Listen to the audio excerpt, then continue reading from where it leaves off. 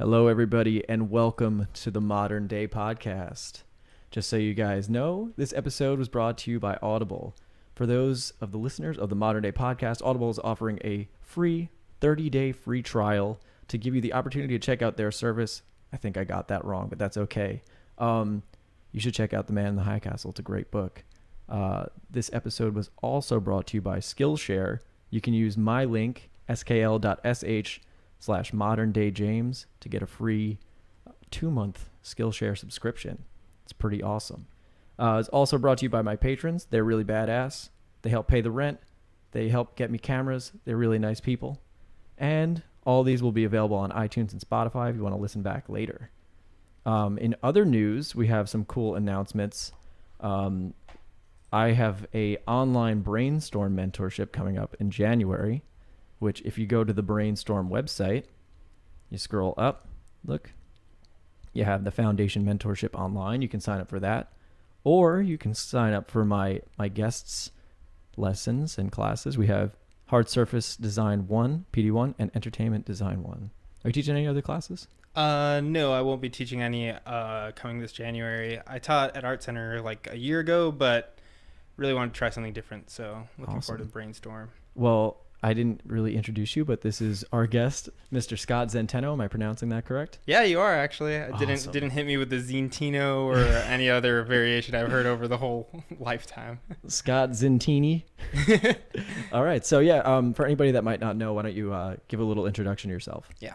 So I'm Scott Zenteno. I'm a vehicle and prop designer for the most part, but I do some environment design as well. I work in the theme park industry for Stedman Design Studio, and then I contract for Rooster Teeth on Ruby, which is a really fun show. And season 6 just started, so I'm going to plug that really quick. And, shit. Go on Rooster Teeth's website, check out the first episode. You'll see a train. You guys saw the metro in the thumbnail, but now you'll see a train. So Awesome. That's so cool, man.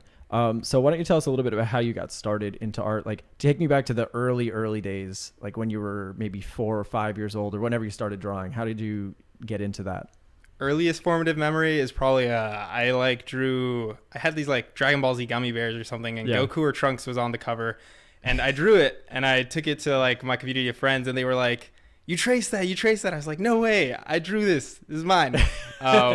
So that's the earliest time I remember like creating art, and then just drawing like Fire Emblem and stuff. But I actually didn't get that heavy into it. I got into music, which is really fun for like my teen years. And then my brother really got into entertainment design. He's also working in the industry called Thomas Zenteno.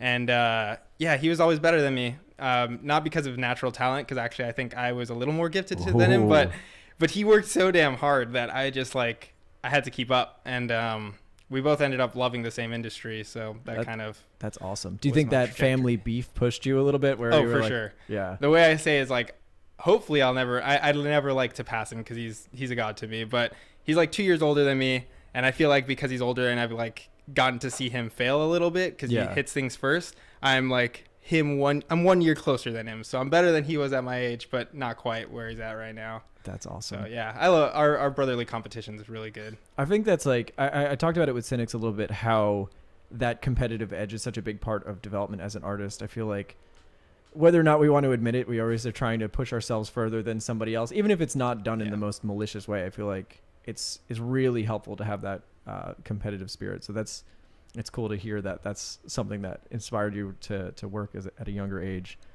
So after you were done drawing Dragon Ball Z and Trunks and Fire Emblem, where'd you go from there? So you said in your teenage years you were playing music. Yeah. So I got into guitar, but I always kind of like was like, this is never gonna make me money, and that's fine. You're probably right about that. Yeah, it still hasn't made me money, but I went to a high school after that called Design and Architecture Senior High in Miami, Florida, which is where I grew up.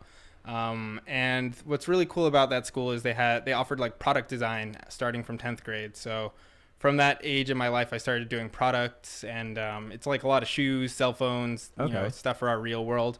And a lot of grads went to CCS in Detroit or Art Center, and I was like, this is cool and all, but it didn't feel very creative. Yeah. Like if you look at my work, it's a lot of floating cool robots and shoes, floating cool robots. So I went into Art Center for entertainment design, and that's kind of where it went. Okay, awesome. So it's interesting that you talk about doing like real life products and stuff, which is something that I always emphasize in my, in my lessons. I think doing that sort of legwork for, not to be make a pun, but doing that sort of legwork, I think really helps and gets your fundamentals of perspective and all that. Do you think that getting that mileage helped you a lot? Yes, because in 10th grade, the final assignment of the class to like see if you're gonna do well and stuff is like draw a shoe, design a shoe, and then draw it in like front and back, perfect perspective, like perfect. Okay. And a shoe, if like you ever drawn one, you're like, it's not symmetrical. It's got all these weird complex forms. It's just this nightmare to draw. So our teacher came in after a week of spending time on that and tore all of our drawings up. She went like down 2 drawings. She was like, these suck. This one's bad. And she got to the 3rd one, and then she tore it in half. She's like, you know what? All of these are trash. And she just tore them all up. She's like, you have 3 days to do the same assignment by Monday. And we're all like, well, at that age, like, I don't know. It's you don't know your limits, so you're able to really push them. And that was like a really good experience for me to redo that. And it came out a ton better. It was less time, but it was drawing those fundamental like shoes and just really boring objects, but fully understanding them. Yeah. It's like once you get past that, a robot's actually pretty simple. And more fun. Yes. I find that like getting that level of harsh criticism really hurts, but it's probably the most helpful thing that you'll have in your art career, or, just your development as an artist. I feel like I had this teacher once that she took my sketch and did the same sort of thing where she ripped it up, and you come back and you kind of come back with that fire and you're like, no, I'm going to prove them wrong this next time. Oh man. So, all right. So you went to Art Center after doing that, or do I have the timeline correct? I feel like I messed things up. Okay. Yeah. Okay. And so how was your experience at Art Center? So I came straight out of high school, which is, at the time, it was pretty rare. It's more common now, and the age line is kind of lowering. But I was one of like 3 or 4 straight out of high school, and I think for a lot of students coming straight out of high school, they shouldn't do that because it's too rigorous, and it's if you don't take advantage of Art Center, I feel like it's a place you go, you already know what you want to do, and kind of you're just sharpening your tools. Okay. But if you come straight out of high school, a lot of people are like, I don't know what I want to do.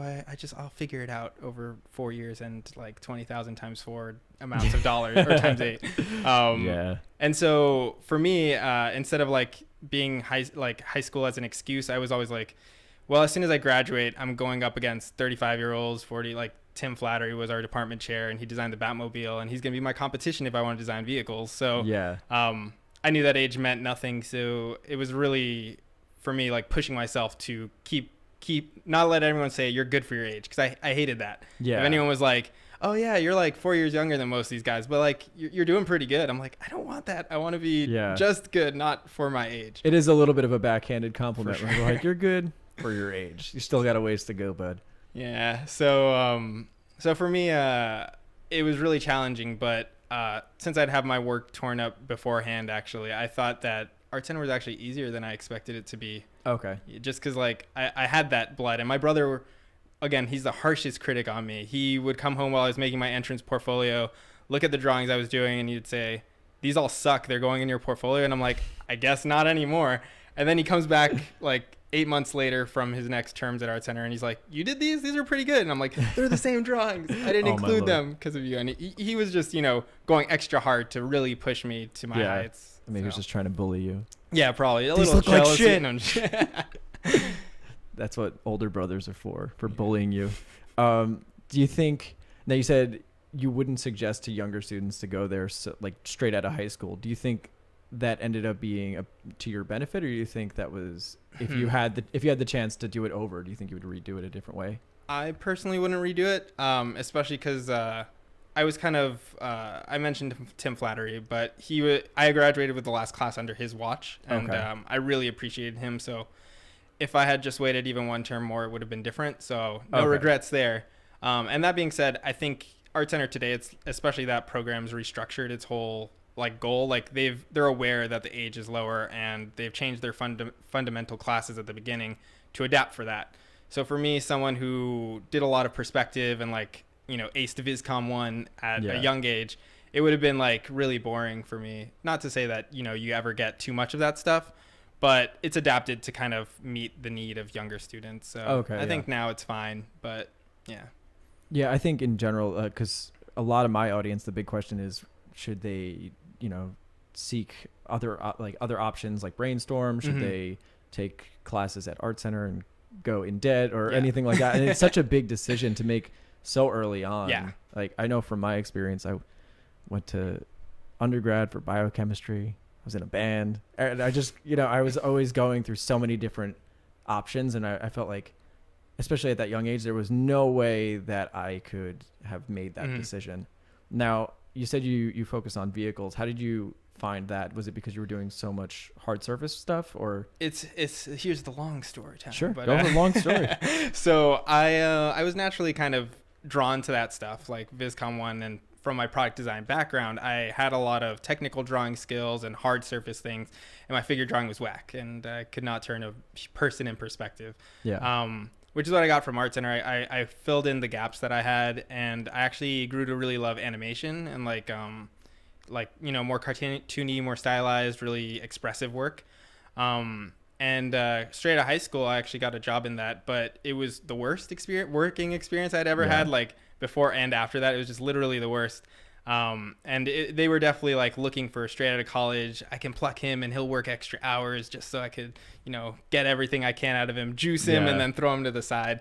And I was like, you know what? I think I'm gonna do what I'm kind of more drawn to doing, which is technical drawing, as my career, and save like the more stylized stuff for my own personal work. So I have like sketchbooks on sketchbooks of just cartoony stuff that looks like, it's really fun and expressive, but it's not where I get my money from. I was like, okay, technical drawing, I can do that and have fun all day and never stop doing that. So yeah, I think it's fun. Yeah, it's super fun. Now, in your earlier years when you were learning, what was your study routine like? Were you doing just a lot of blocks? Were you drawing directly from reference, or did you draw from life? Mm-hmm. It was the blocks for sure. It was the cubes. That's why I asked. Turn it into every angle and be able to not have to use rulers, essentially, like get rid of that excuse and just be able to have your arm be a machine. Yeah. So it was a lot of that. I don't think I started that's one thing about Art Center and also Brainstorm and stuff is like when you take a class, sometimes you don't realize how much your skill's growing until after, and you're like, oh, I'm using the skill on my own now, and I'm realizing how much I've learned from it. So I did, more cubes than I can count. I still have them. I still bring them into all my classes. I'm like, I did this when I was 18. What are you doing? So I have just pages on pages of cubes. And at the time while doing them, you're kind of like, all right, I guess another one. And then you finish that term and you draw for yourself a car and you're like, I couldn't do this before. Yeah, exactly. Look at that. Yeah, I kind of had a similar experience where I didn't realize at all that I was getting any better. And then I would look back to like my older videos and be like, wow, that looks like absolute shit. And I was like, oh, it actually got a little bit better. Yeah. How did you land your first professional gig out of Art Center? Was it directly after it, or? Yeah. Well, so a lot of, I think the biggest importance is like setups and connections, and pretty much all the work I've ever gotten kind of stems from like seeds I planted while I was at school. Yeah. Like the company I'm working for now, the boss was an art director on a job I did in college. So it's like level 1, 2, 3. And you just kind of move with those people and their connections. So, yeah, out of college, it was all people I had met before then that I had done maybe some internship work with or some small freelance when they were in a crunch. And yeah, they just picked me back up. So that's good. Cool. Yeah, I've kind of found that too. Like you meet one person and then gradually that network starts to expand. Yeah. For me, it was John. He just messaged me on one of my live streams offering me a job. And I was like, oh, shit. Okay. And then you drove to California. Yeah. Yeah.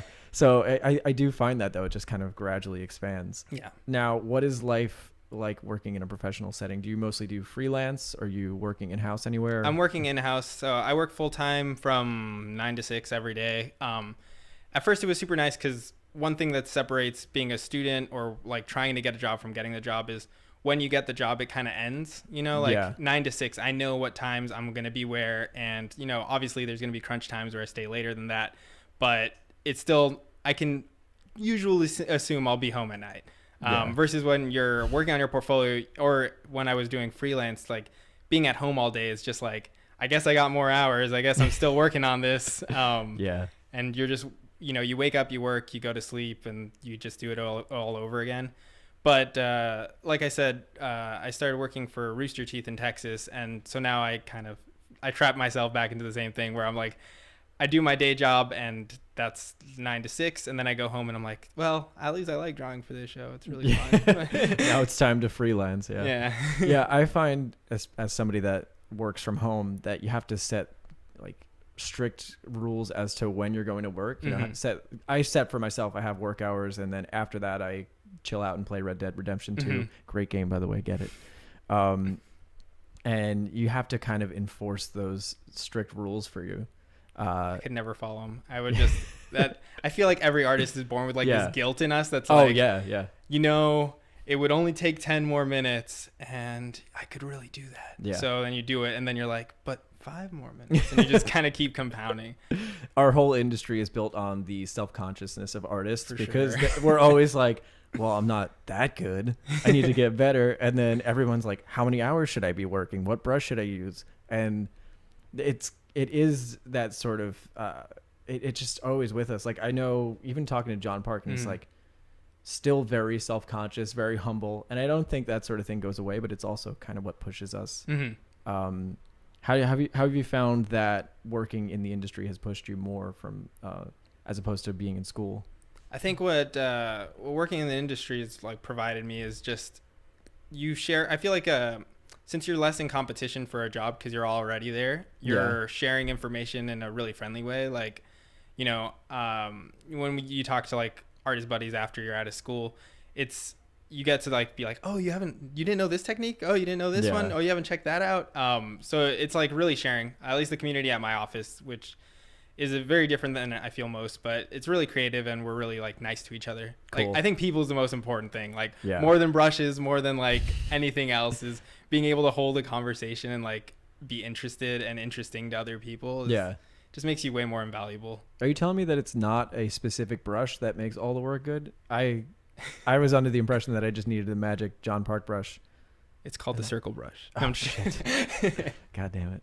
I make that joke too many times. People are going to get tired of it. I'm actually a big fan of the square brush myself. The square brush it's a wonderful underrated brush. Now, all right, tell me about your music experience, because as a musician myself, I want to hear a little bit about that. Was this like something that was going concurrently with art? Yeah. Well, so in middle school is when I got like stupid cheap Fender, you know, it was red and white and shiny and looked awful. But, you know, I think it's something that I've never taken any lessons for. Okay. And have you ever taken lessons for it? I've taken, and actually was doing a similar thing to Brainstorm, but with music for a while. But yeah, I think I took lessons for like 10 years or something. That's why you play better than me. But for me, it's always been like my baby. Like art is my career, and it's something like if someone tears up my drawing, I'm like, all right, I can work harder on that. But music's something that for me, it's just like nobody can critique me on it. Or not that they couldn't, but it's something that I've kind of raised myself. Like if someone says I suck, it's like, yeah, it's because I did it on my own. But I'm kind of proud of that. And it's something that, it was concurrent. I was in a screamo band during my high school days. Awesome. I did I was the rhythm guitar, I was the screamer, I was the singer, I was the keyboardist. My brother was the bassist. A product design friend was our lead guitarist, and then we had a drummer, of course. So I did that all through high school. Then my brother left to Art Center, and we broke up, and we was like, oh no. But came out here, joined one more screamo band, which was pretty funny because we got to play festivals. What are the names? Plug the names of the bands. Ooh, the first one is the worst one. That's okay. They're always going to be bad, but it's fine. I did not name this, but Good Hurts and Mixed Feelings. Oh, that's so emo. I know. But it was. I love it though. It embodies the sound pretty well. Cool. After that, Left in Embers was the next one. That was a little more serious. It's kind of got. What was the band you were in? I was in Painted in Exile. See, it's the something in something. Yeah. It's like the, you know. It's not. None of the names are very good, but that's okay. At least we wrote music and we had a good time doing it. I mean, when there's people like Dance Gavin Dance, that's a dumb name, but it sounds awesome. Yeah, at a certain point, it's like, I think what happens when you're naming a band, you're just like, well, we can't decide on anything, so fuck it. We're just gonna pick one of them, and at some point, you just put that on your your playbill, and then it just kind of sticks because then people start to know it. What was that like? You said you played festivals and stuff? How was that? Yeah, it was super awesome. Like I did this concurrently with Art Center, and to sidestep a little bit, I went to this CTN talk once with Jake Parker. I'm sure you know him, father of Inktober and so many other things. He was talking about like, so this is what I'm working on now. And it was like he put a timeline together where he showed his Inktobers of every year. And he's like, so I started Inktober at this point in my life while I was working professionally here. And also I was working on my personal work and a storybook and a publication company. And it just like stacked together. And you were like, oh, I only saw on social media he was doing this one thing and saw he worked there. But really, he had like 6 things going on at once. And that was super inspiring to me. Yeah. So for me, it was like while I was doing Art Center, I joined the Screamo band and of course was working on my personal work. And thankfully for that band, Left in Embers, I was the screamer. So I didn't have to like buy and carry tons of guitars and amps and stuff. Yep. And they were like, you know, we heard you play guitar, man. How about that? I'm like, no, I just want to scream. Please let me just scream. Yeah. It's also kind of fun in that regard because you have this hobby that's still creative, but you don't have to get so emotionally invested in it. For sure. For me, music wasn't that. It was kind of, that was like kind of my thing at first. Like I was intending to do that professionally at first, but then I realized I think it's a lot harder to make a living doing music than it is to do art. For sure. But yeah, I don't know. I think part of it is that like as an artist or a designer, you're producing a product that can be used for bigger IPs, but with music, you're just selling that. Yeah. And now you're not even selling it because people just stream it. For sure. Yeah. It's a way big gamble. And like now at this point, I've when I got kind of out of college, I was like, it's too hard to get a drummer, like 4 or 5 people in the same room to make music. Yeah. And so me and my friend had an acoustic band that lasted all of like 6 months. It was really fun. But at this point now I'm rapping, which is pretty fun. Oh, cool. Yeah, you don't need anyone. You just need to steal a beat off YouTube and credit them, of course. You have to credit them. Have one of your old students that was one time mentioned beats, make you beats and be like, hey, Rick, can you hit me up with that fresh new beat? Oh, that's awesome. And then, so I rap now because it doesn't require anyone to be around you for it. That's awesome. Yeah. So you're still putting out any music or anything? Or you? Yeah. You can check out some terrible music that I'm in progress on, but it says that in the song, so it's okay. But Sugoi Boy Scott on SoundCloud. Awesome. And it means awesome boy Scott in Japanese, but it also is a play on soy boy because it's totally cool to be one. Yeah. Are you a vegetarian? No, okay. I just drink soy milk. Oh, okay. Because it's better for you, and we shouldn't drink cows. Yeah, I think drinking milk is kind of gross. Like it's super mucusy. You're drinking, I don't know, it's like udder milk. It's weird to me. I don't know why we still drink it. Although almonds, I'm pretty sure growing almonds has like caused the California drought. So yeah, man, I've heard. I'm like, you can't win, you know. But yeah, I just think at least soy milk doesn't make me like my stomach feel like it's about to die and betray me. So that's awesome. Yeah, playing shows though, I gotta say, is one of the most fun experiences ever, and it's kind of one of the things that I miss as an artist, and I've been trying to recreate. That's why I do like live streams, all that kind of stuff, because I feel like, I don't know, there's nothing as satisfying as being on stage. Do you still go to shows? Or I still go to shows. Yeah, I haven't played much at all, but I want to get back into it. I'm like gearing everything up my Patreon so that I can like split my time between doing music and art. Cool. Yeah. I think it's kind of cool that you're keeping that balance though. You're still working professionally while writing music. How do you balance that time? You know, when you're done with your work, is that your relaxation? Yeah, when you write music? It's super complicated. Like the first rap song I wrote, I had my artist mentality fully on. I'm like, all right, in it, I'm like, the album drops in March, and March was like, 7 months ago now, and I've released like 4 songs or something. But thankfully, I didn't say a year, so March, it could be next year. But what I try to do is just kind of have something available for me to always do. Like I don't like being bored. I mean, nobody does, but I feel like I've set myself up in a way that it's pretty hard for that to happen. Like if I'm 9 to 6 at work, cool, covered. If I'm working my freelance, that's like another at least 3 hours a night. And then what's left is like, okay, I have the decision now to set up my things and try to record a song, or I can, play video games, which ends up being a big one. So, I just try to set up so many things that I'm doing that even though I guess I wouldn't say I'm accomplishing any of the hobby ones, the ones that I'm not getting paid for, as high as I'd like, I'm still able to do them and just fall back on them. Yeah, I mean, you can't do everything to the same degree that you can do. And it's always nice to have some of those hobbies that aren't so high pressure. Like for me, I play hockey. Oh, cool. Not well. I play awful. I'm terrible and I'm very short. Isn't sucking good though? Like, don't you like, I don't know, those first baby steps when you're learning to like draw or like, you know, do hockey or whatever, it's like, man, I'm learning so fast because it's so accessible at the beginning, and that last 10% is like the hardest. Because every step is, you know, you start out really like that curve is really sharp at first, and then it levels off. And like right in the beginning, it's like, oh man, I learned to stop, which was a big one for me at first. I can't rollerblade, so I'm tapping out of hockey. Oh man. I do the terribly. ice. Okay. I can ice skate, but I do it. I used to skateboard also. Okay. So compounding I could that. tell. So I like the way that you pump on a skateboard is the way that I ice skate. So my legs are kind of flailing. My girlfriend looks like I'm gonna fall every time I'm going, but I'm like, no, it's technique. It's my secret style.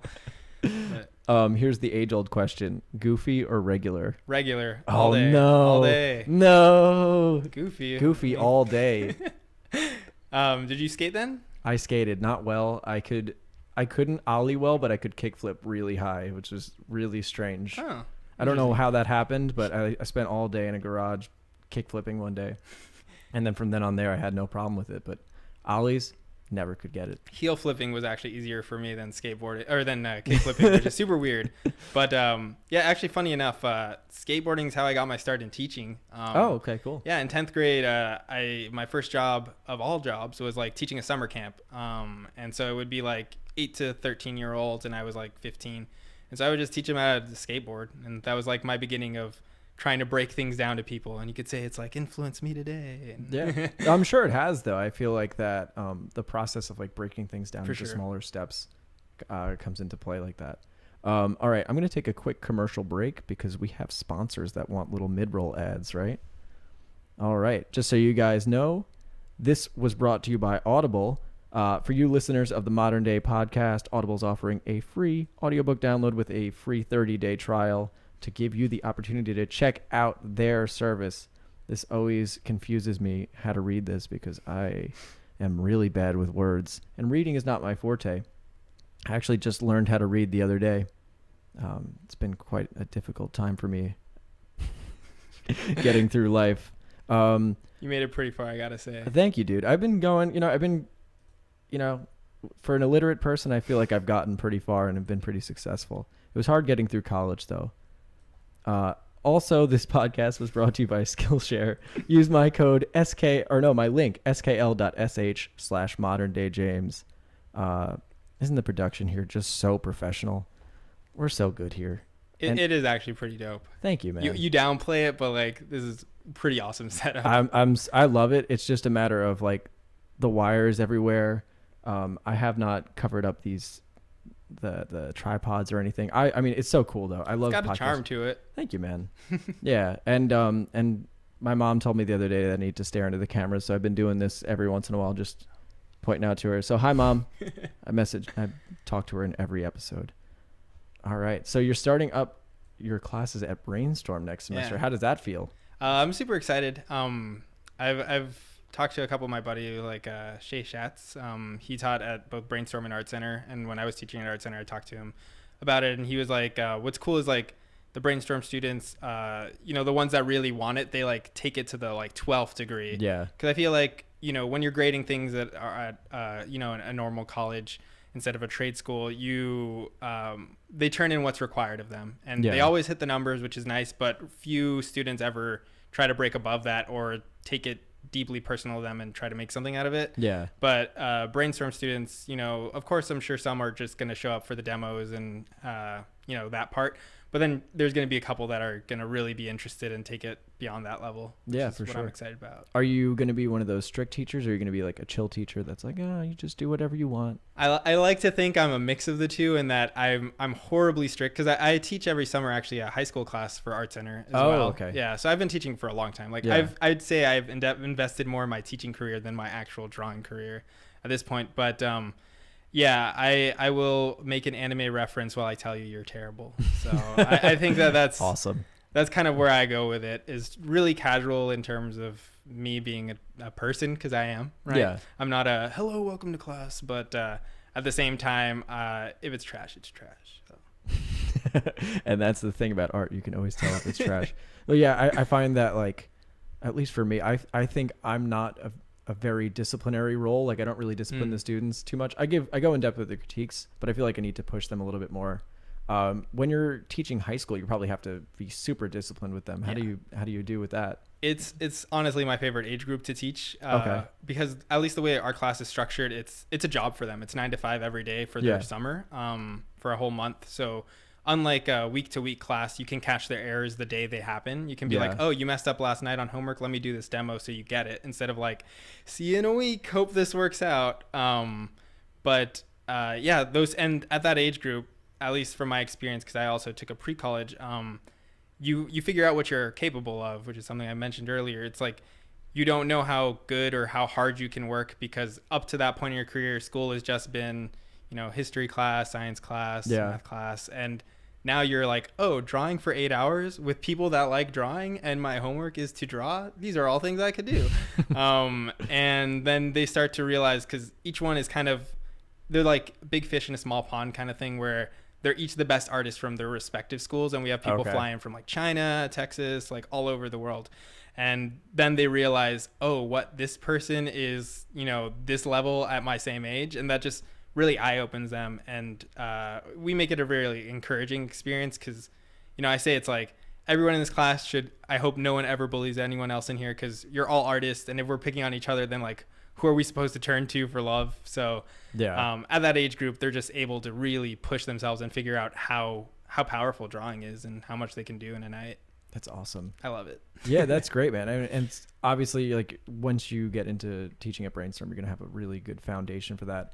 I feel that the discipline part is the hardest. I always want to be so nice to everybody, or like, I'm pretty honest with the critiques, but I don't want to. I just have so much trouble disciplining them, and that's why none of them hand in their homework. Ooh, called out, shots. Yeah. Where is your homework, Willie? No excuses. Don't blame me for not putting up the homework. First name, damn. That's okay. He knows what's up. So I'm sure his follower count's gonna go up just from that name drop. Hopefully.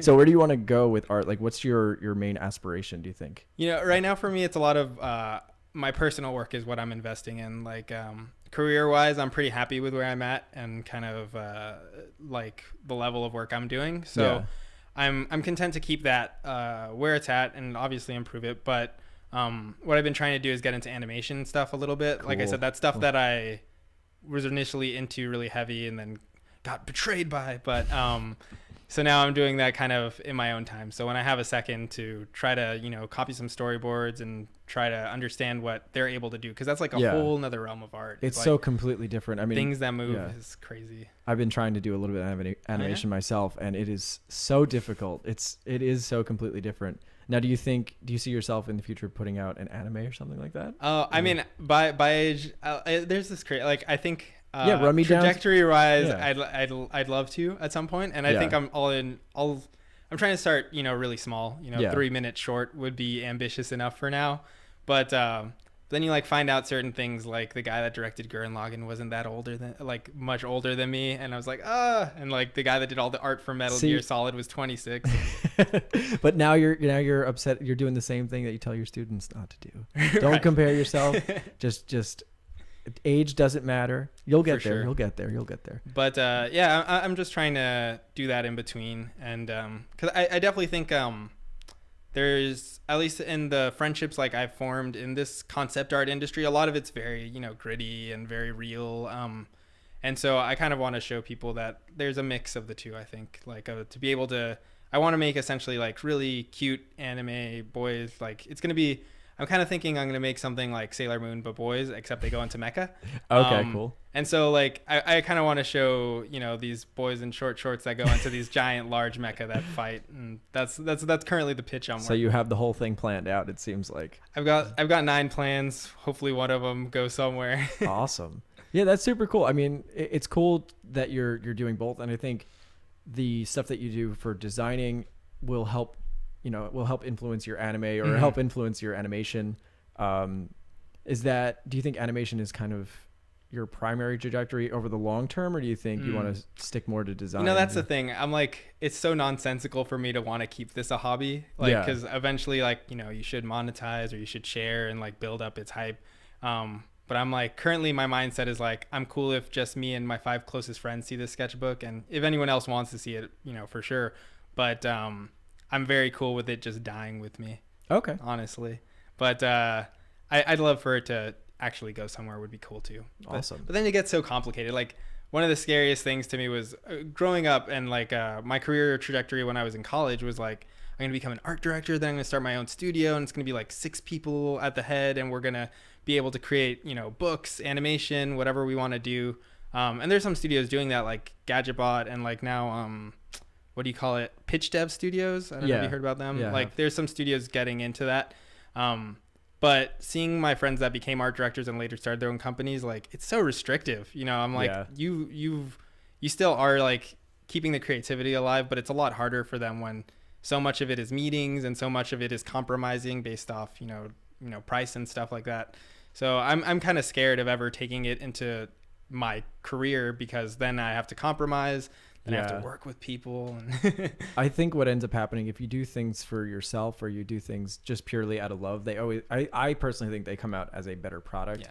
And they just take longer. Yeah, they're going to take longer for sure. But I think if you keep putting in the time to it, it could become something that's professional just by you doing it, Yeah.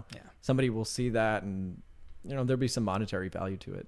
Are you cooking anything in the pot secretly? I'm working on that animation as well. I have I'm just like, I have this weird plan where I'm like, I'm gonna max out on most of my fundamentals. So I'm starting out with, I did all the perspective stuff and I feel really good about it. Now I have my sketchbook over here. I'm just trying to do poses straight from imagination in pen without any like underdrawing. So I'm trying to get that like sort of Kim Jong-gi mindset, and then I want to turn that into animation. So I'm trying to do pretty much all of those things, but I have no specific plans yet. So I'm just in that phase. And I did it with music too, where I just kind of like spent 4 or 5 years working on those fundamentals, and then from there just only going into writing music. Yeah. And I kind of have the same idea where I'm going to like max out on fundamentals and then just go straight for animation and design and stuff and see where it takes me. I will say, important note right there, everyone listening, what he just said is the way you talked about how you compared it to your music. I think it's really important for artists to have more hobbies than just drawing. Personally, I know some people can just draw and that's all they need, but I think it really helps to be able to be like, well, I did this with music once in my life, so I can do it now with animation, and it like makes it seem way more feasible. And we've all, from ages 1 to 5, we all learned to like walk and talk. So if we can do that in 5 years, we got 5 years. We can do something comparable. Exactly. We can animate. Honestly, that's been the thing that has been pushing me through all of my my process so far, my career so far, has just been like, okay, I did it once with music, I'm gonna do it again with this. But what you said about having other hobbies, I think is so important, because for me at least, I've found that you need to have something to just turn that off, turn off that art, because otherwise you'll go to bed at night and you'll still be thinking about it. You're like, oh, those cubes weren't right, those textures were crappy, or something like that, And I was like that at one point in my life, and I'm sure you were too, where when you do get art is the only thing that matters, and you get one bad note, suddenly that like note is the only thing you've got. It's like, wait, so I thought about art for 7 days, I got this bad note, and I can't turn anywhere to process it. And like, it's like when we sleep, we make decisions secretly behind the doors. I think having a hobby is kind of like that. It lets us process the information so it doesn't destroy us. Oh, my friend Kirk in the chat just mentioned something that I wanted to bring up. So my drummer used to use this term he called the master threshold, which is when you're like maximum level on your fundamentals, which I always thought was the funniest thing, because it sounds like something an evil villain would say, like, we've reached the master threshold. And Eddie, if you're listening now, I am telling everybody about the master threshold. So that's kind of what I want to reach in terms of fundamentals. But you have to have that balance. I mean, I remember I used to do like 18 hours a day of drawing, and I'd stay up like till 7 a.m. the next day, and I think it ended up shooting myself in the foot a little bit, because I was so tired. I was just completely exhausted the next day. Did you find yourself doing similar things when you were I've meant that that one job I keep going back to out of college that I took, it was like after that I didn't work for probably like 3 months. Yeah. Like other than for myself. At that point I did start, actually music was thankfully a thing I could turn to, and Overwatch. Those were the Nice. two big things. But I was like staying at home all day, and it was pretty bad, man. I didn't enjoy, after burning out that hard, like art being the only thing I cared about for so long. And like compound that with school, compound that with going straight out of high school. It was like 8 years of buildup of me just grinding at art, to the point where it broke for a little bit, which sucks. I don't want anyone to ever have to break like that. And maybe it's necessary. Some people, it's like, I think it is. Yeah, it's like Whiplash. Have you seen that movie? Yep. Like, it's like, is this necessary? It's worth it, but like, it's always a conflict. I'm not sure like where I still fall on that. Like, because obviously if you have a bad experience, I feel like most people push past it and grow from it. But is it worth losing like the small amount of people that do get burnt off it? Yeah. I don't know where I fall on that. Yeah, man. So do you have any advice for younger students that are trying to come up and become professionals? Yeah, for sure. I mean, watch his YouTube channel and his Gumroads. Yes, and, do it. Buy them. No, but in all seriousness, it's like the fundamentals, which is what's awesome, is that you focus on that. Is we've been talking about music a little bit, but you had to like learn a power chord before you could shred, essentially. Exactly. So, I played Green Day at the beginning. I didn't even like Green Day that much. That's why I started. I wanted to be Billy Joe so bad. I was like, those songs were catchy and fun and easy to play. And I feel like that builds your fundamentals. Like, of course, I feel like every artist is going to draw what they want at the end of the day. Yeah. So I would say go out of your way to force yourself to do the less fun parts, because they're going to make you better at doing the fun parts. So just slowing down and actually thinking about what you're drawing, and also not to hop on every trend, because some people do that, and it ends up burning them out because they rely on it if it's too early in the career. Like once you're 5 years in, you can do photo bashing for a couple months, and then you can jump to 3D and do whatever else you want. But I feel like some early students skip over that, and then they end up trapped in like, I don't know how to do anything else, and the trend has moved on. Yeah. And I feel like especially nowadays I was talking to Eitan 2 weeks ago, and everything that they do is so foreign to me. Like there's all these new techniques, or photo bashing, 3D, like all these new 3D programs, and it's constantly moving forward. But if you have a good, strong foundation, then I feel like you can kind of just pick up those new skills a little bit easier. Yeah, I mean, for my Inktober's this year, what I did is actually a lot of it's done in 3D, and I ran it through a line generator cell shading like thing that they have, and then I would just draw over that. And they look pretty convincing as far as like drawings go, and that was kind of my goal, because I always feel like challenging myself. But what's great is like my pen drawings literally look the same. Yeah. So I'm just like, cool, I've understood pen drawing well enough that I can make a model look like a pen drawing. Awesome. So yeah, for sure. I think it's like you were mentioning, it's a boiling pot. If it's 3D or photo, whatever comes in the end, it's just one image. So awesome. Yeah. So how do you work on, like, I looked at a lot of your work, and it's all this really awesome mechanical hard surface stuff. How do you build up that visual library? Just lots of nerding out about hardware. For me, I try to make mine a little more fantastical. So I know mine has a little less logic. I mentioned Gurren Lagann, the designer of that. Yo Yoshinari, he's like my favorite artist of all time. He designed all the mechs in that show, and there's over 30 of them. So that was an immense visual library. I literally have like almost every art book from that show, and every drawing that they did for it. It's the most expensive thing I ever bought, but the Blu-ray collection of that show was like $600. Holy and crap. I was like, it's all in Japanese, but it's got drawings in it. So I bought that, and it's got just immense knowledge that he has, and of how to put things together in a fantastical but believable way. Okay. But so that's where I try to draw from now. But while I was learning, I went to a tank museum a lot. I forgot where it is, but it's kind of around here. Yeah, I went. It's awesome. Yeah, so I took as many pictures every time I go to a place, so that I don't have to go to them every time I want to draw. But just lots of studying, and you kind of start to, at least for me with also the animation knowledge, I think of it in shapes first, and kind of just scribble in dark pencil lines where the mechanical parts are going to go, to get something iconic. And then from there, you just have to kind of figure out what the spaghetti scribbles you just drew could actually be. Yeah.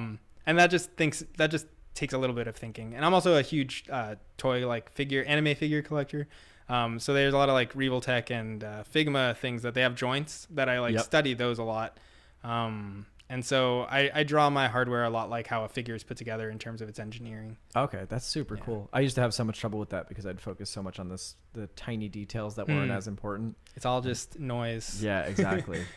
Do you find that, and you mentioned the tank museum, do you go study from real life a lot? Probably less so now because you're working, but did you find that when you were learning that helped a lot going and For sure. It was another like teacher student experience. One of my teachers mentioned the tank museum, and he just mentioned it in an offhand offhand note. And then we were designing tanks. Me and a couple kids went as a group, and we all turned in our homework, and ours looked like way higher quality because we actually knew what was happening. And so it was just like a nugget of knowledge that the teacher threw out that most students didn't pick up on, and we took that extra step to really emphasize what was happening.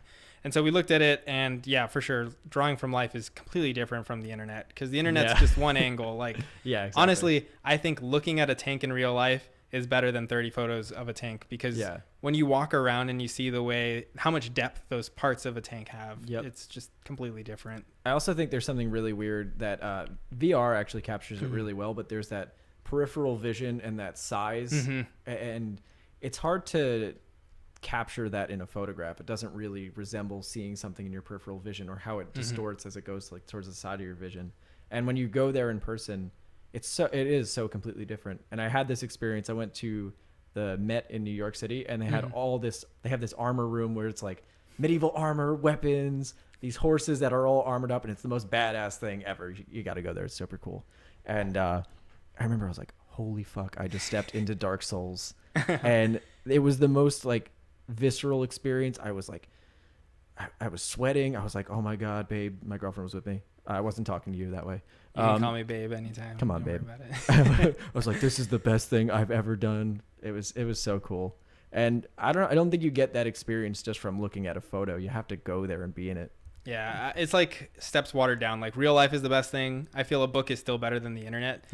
Unfortunately, of course, there's less resources in a book, but I try to like have whatever I'm working on, whatever bar I'm hitting, or if I'm drawing a tank, some book where there's some tank thing I'll have open on my desk. Like, if you look at my desk at any given time, you can actually probably put together what I'm working on. Awesome. Because like reference is just so important, and being able to look at it and understand it is completely different than just faking it. Yeah, and having the reference library in books is so much better. I have a whole bookshelf back there, and it's so much nicer to be able to just flip through pages. Partially because you have a little bit of a limit to it, so you don't end up in like a Pinterest loop. Click. Yeah, you end up in like this Pinterest loop where you're like clicking just pages to pages. This is such a mess. Yeah, I mean, for work, where do you get most of your references? Do you use a lot of books? You said. Yeah. Okay. Thankfully, I said I do theme park, and what we do is actually kind of the visualization of the ride, not so much the how tall does this air like thing have to be so that someone doesn't die on day one. We get to kind of do the more imagery that you see along the way. It's a lot of it's reference, and then thankfully we have an art director that's really knowledgeable and has been in the industry for long enough to also know that how not to kill someone part of it, and mix that in with our knowledge of how to make something creative. Awesome. Yeah, that's super cool. I mean, that seems like so foreign to me, but yeah, I mean, your designs are something that are going to become real life rides, and have you ever had any of your designs turn into rides? And so far, it's such a slow process, honestly. Yeah. Like, I worked on this How to Train Your Dragon ride while I was still in college, and it just opened like 6 months ago. Oh man, but that's so cool, like, though. Junior year. It is. They cut one of my scenes though, and I'll never forgive them for that. But the other one's still in there. But yeah, so it's a really slow process. But it's in Dubai, so I can't even ride it. Oh no. Yeah, I'm currently working on a couple things that are being developed in stateside, but okay. Yeah, that'll be fun. I was like, oh man, it must have been the best experience when you got to see your ride. But from a 480p with like some dude talking over it the whole time. God damn. Yeah. You're gonna have to go there and actually experience it. You'll take a field trip to Dubai one day. Business trip, I had to do market research. That's awesome. All right, so what video games are you playing? What are you doing to relax? Because you seem like a workaholic from what I can tell, which is awesome, super cool. But how do you relax? How are you chilling? How are you taking your mind out of that art world? Okay, the best thing I've done this year, and yeah, I got a gym membership. Oh, good. And this good. gym membership has allowed me to watch so much anime because I'm not a big fan of dubs, but Okay. you know, if I can be on my elliptical for 40 minutes straight so that I can watch 2 episodes of a show and then be like, I got to see the next 20 minutes and, you know, hit some weights while I, you know, Yeah. watch the Fate series, which is what I'm currently watching. I must say that must be the most obscure promotion for a gym. Get a gym membership here. You can watch all the anime that Yeah. you want to see. The most strategic decision I've made this year because I'm like, Awesome. because that was my whole thing is I'm very bad at sitting still and like, you know, watching a subtitle thing for 30 minutes at home while I'm on a couch going like this. I'm like, I feel bad. I feel guilty. I feel like I'm letting my body die. Yeah. But I kind of knocked 2 parts out of my life in one. But other than that, video games, Cuphead. Oh yeah, Beat I it- forgot to mention that. Cuphead Beat it is so on good. S rank. Beat it Oh, on passive shit. mode. Got all the, you know, got everything. Looking forward to the DLC. I love that game. It's the best thing Yeah. I've played in a long time. But I also 100% completed Breath of the Wild. I like focus Oh, on one shit. game. Yeah, good. I find one, I go all in on it.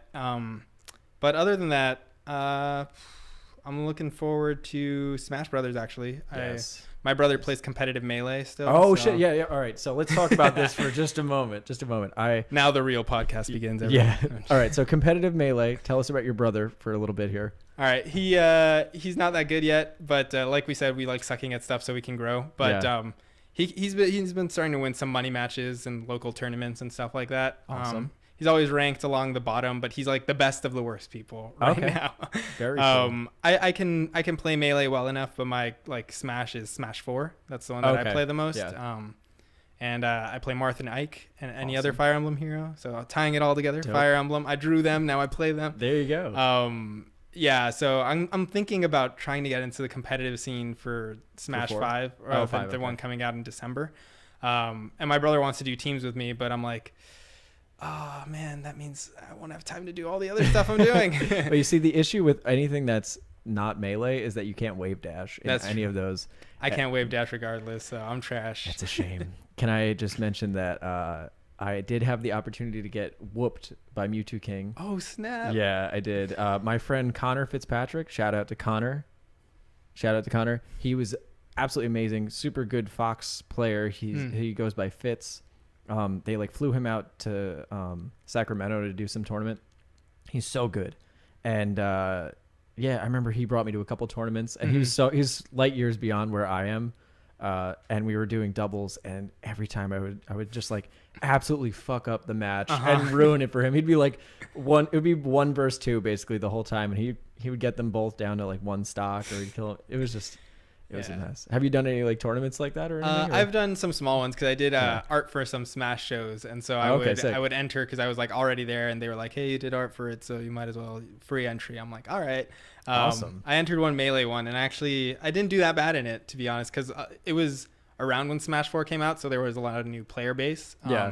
And because I guess I play like a lot of harder games, I was pretty. I'm good for someone who doesn't play the game, which means I'm still trash. But that's okay. I still held my own against a couple different people and made it at least 3 rounds in before I got knocked out. So it's fun. It's a lot of fun, but it's also long days. Yeah, I'm sure. And the competitive game scene is so crazy. Like they have the level of commitment that we have for art, but with video games. And it is practice. It's so weird to me that it's gotten to this point. Like thinking back when I was young and I was like maybe embarrassed about playing video games, or when I was in high school, like I didn't really talk about it very much. And now like there's Ninja, he's like the world's biggest video game streamer. They're in commercials. They're playing with Drake. Man, he's on my Twitter all the time. I'm like, I get it. You were on Ellen, man. It's so fucking crazy, but I love it. I love it. I think it's now great. Overwatch League has like minors entering and stuff like that they're like, yeah, you know, we'll let him do a school thing, but also he's gonna be doing this as well. Yeah, I want to join that college team for like competitive games for esports. They have like a couple universities are doing or not sponsorships. They're doing what the hell is it called when you get a scholarships? Yeah, they're doing sponsorships. They're doing scholarships. Sponsorships? What? Audible? Huh? Sponsorships? Huh? Yeah, they're doing scholarships for esports players, which I think is crazy because I used to play StarCraft 2 like a motherfucker. Where's my scholarships? Where's my scholarship, Stony Brook? I don't know where it is, dude. I'm upset. But yeah, Overwatch is pretty badass. I haven't played too much of it, but I really do like the game, and obviously the design is crazy. Yeah. For me, at this point, it's like there's a specific friend I made through it. Like we go to see every Star Wars movie together. So as many Star Wars movies have come out in the last 3 years as how many times I've seen them in person. But we play at least once a week where we just catch up on each other's lives and we play for 2 hours. So it's kind of more like a hangout thing at this point for me. Oh, that's cool. That's interesting too. I feel like people usually don't interact with other people from the internet in a friendly way. Yeah, so it's for sure. We go to like team chat for a second and like he's gay. And so we're like in team chat for like a second and we're like, okay, we've each been slurred 3 times. We'll tap out at 5. All right. We made it through. We won. But yeah. Oh man. I have a question. Go for it. Do you play Magic the Gathering? I don't. I'm a Yu-Gi-Oh guy. Oh, sorry. No. You fall on one side of the quarter and I fell on the one that said it's time to duel. So. Oh my lord. Oh my lord. Yeah. We went to Cynics and I went to this place in Orange County that's like all these, it's like old video games, these relics. It's this whole like anime, just wall to wall. It's like this giant warehouse of all this stuff from just Nostalgia Central. And there is a place called the Magic Corner, and then there's the Yu-Gi-Oh corner. Oof. And it felt like just a rivalry as soon as I walked into it. It's pretty crazy. I definitely feel like I hopped on the wrong train because everyone I know plays Magic. Like people at my office, they're like, oh yeah, this new card got released. And I'm like, you guys ever watch Yu-Gi-Oh? I watched all 5 seasons and read the manga. Did anyone else do that? No, just me. No, because Magic is just a better game and the illustrations are way better. Sure. I'm calling you Yu-Gi-Oh guys out. Whoever's making those cards, you guys need to take a cue from Magic the Gathering and get on that shit. I don't know what you're doing. Look, man, I'm going to be the first concept artist to get on a Yu-Gi-Oh card. I'm going to revolutionize it. The change is happening today. I hope so. No, yeah, those Magic card arts are amazing. They're so fucking crazy.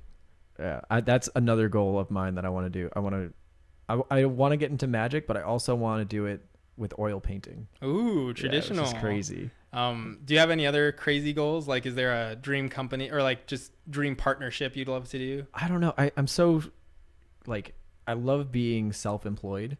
So I kind of just want to take my YouTube channel and bring that as like my main platform and then just do a bunch of like side projects off of that. So like I'll do an animation, maybe like an animated series, maybe do some more fine art where I paint. And then I still want to play music. So it's just like I have this like creative ADD where I'm always just jumping back and forth and doing random stuff. And it seems like you kind of have that a little bit as well. I see a lot of myself in you as well. Yeah, I was like when I watched your podcast with Robert and you were talking about, or Cynics, and he mentioned you were short. I'm like, he's tall. I bet that means we're about the same height. I'm like, I wonder, is there something about like guys that get into metal and Scribo that like we have to be under 5'8" or something? There is. You must be this short to be into hardcore music. The thing is, it's like a Napoleon complex where we're short, so we have to play really tough music. Yeah. So it's like compensate. Yeah, exactly. No, I love it though. I think there is some truth to that. Like when I first got into metal, nowadays I just play it because I love it. But when I first got into it, I was like, yeah, I'm so tough right now. I'm listening to metal. And then gradually I still feel that way. And then I just listen to like heavier and heavier and grosser music. I feel like my taste in music just gets worse and worse every year. Like it just degenerates into less actual notes, more atonal, less like more polyrhythms and weird nonsense and just like anger. It's for sure. Yeah. When I mentioned Polyphia, I don't know how to pronounce it, but Polyphia, I think is when I mentioned, I'm like, yeah, so if you like them, then you like the music that's being made for musicians, not for like, but there's such a truth to that. Cause honestly, the first Screamo song I got into was like Under Oath. And I thought it was kind of funny when I listened to it. And so it's like, haha, it'll be my morning alarm. Haha, it'll wake me up because he's screaming. But then I was like, this is actually pretty good. This is actually badass. Started getting my My Chemical Romance on and step by step, going to Warped Tour. Yeah. But nowadays I get into, I think what's cool about rap is it's a lot more inventive. I feel like metal and hardcore music, at least from what I've gleaned, is like kind of stagnated a little bit. Yeah, I was about to say that exact word. It is a little bit stagnant. Yeah. Rap is definitely doing some cool stuff. I'm not huge into it, but I do love Run the Jewels. That's like they're my shit in terms of rap. Listen to Denzel Curry's Vengeance. Okay. Listen to that song. And he went to my high school, clout chasing. But no, he's amazing. And some of his songs bring the exact aggression that I felt I got from hardcore music. So. Yeah, I'm noticing that too with a lot of heavy, like with rap and stuff, is that it's blending a lot with metal and hardcore, where they're kind of meeting somewhere in the middle recently, and that's the kind of stuff that I like. Yeah, I think genre blending is just super cool, and it's something that's like starting to happen more in the internet age, where you have movies that it's like, it's a comedy, but it made me feel super sad, and it's also this and that, and I think that's a lot of the stuff I like, which is kind of why I want to do my anime boy but mech show, because it's just so many contrasts put into one baggage. Awesome. Yeah. All right, badass. We've been going for a pretty long time. I'm going to do one last plug, and then I'm going to ask you for some final words. But before we do that, just so you listeners, you newbies know, this whole thing was brought to you by Audible. I don't know if most people end on plugs. I don't know why I'm doing this. But use that audibletrial.com/moderndayjames, the Skillshare, and sign up on Patreon, guys. It's badass. It's great. We have so many good things. And sign up for both of our classes. Right? Shouldn't they sign up for our classes? Yes, they definitely should, because it's going to be a good time. And you can take, what's awesome, you can take his from anywhere in the world. It's online. That's true. Follow a link and suddenly you get all the knowledge of James at your disposal. I set you up for that because I wanted you to be my wingman. I wanted you to plug me so I didn't have to do it. You know what I mean? Yeah, for sure. Shameless. You just, that's what friends are for. Exactly. Yeah. And take Scott's awesome fucking classes. They're going to be great. His work is super cool. That's partially why I just like, you messaged me, or one of us messaged each other. And I was just like, oh, you got to come on now. Yeah. I definitely take a lot of pride in my low follower account, but please feel free to follow to my Instagram. Yeah, guys, go follow him. What the fuck? It was really funny. I did this thing called Digital Art Battles. Yeah. That's where I actually met Robert, and like Ahmed and I have been friends for like 6, maybe 5 years now, but they both showed up to that, and it was really funny because I was like, talking to everyone and like the people that even got out pretty early into it, and I was like, man, you guys are really good at social media. That's like a whole nother skill. That's the skill that I haven't been saving enough time for. It's not too hard. I'll you just got to do a little bit of clickbait here and there, and then and then you end up with some followers. It's not so bad. Like if you have the art for it, so it's not much of a step after that. In fact, like the art you have is so badass that as soon as people see it, they're gonna be like, okay, I'll follow. That's about it. So yeah, dude, thank you so much for coming on. It was an honor to have you on. I really appreciate it. Can't wait for your classes. Unfortunately, I'm moving back to the East Coast, so I can't sit in on them. But if you are ever in the East Coast or on the East Coast, you always have a place to stay. Yeah. My girlfriend, like, she went to college there, so we go there sometimes. So yeah. Awesome. We'll have to hang out. We'll have to play some music. For sure. All right, dude. Thanks so much for coming on. For everybody else who is watching and listening, thank you so much. Be sure to check this out on iTunes and Spotify. And thank you to my guest, Scott. We will talk to you guys later. Thanks for watching, everybody. Peace out. Bye. Thanks, James. Oh, wait, we're on that camera. Later, everybody. Bye, Mom.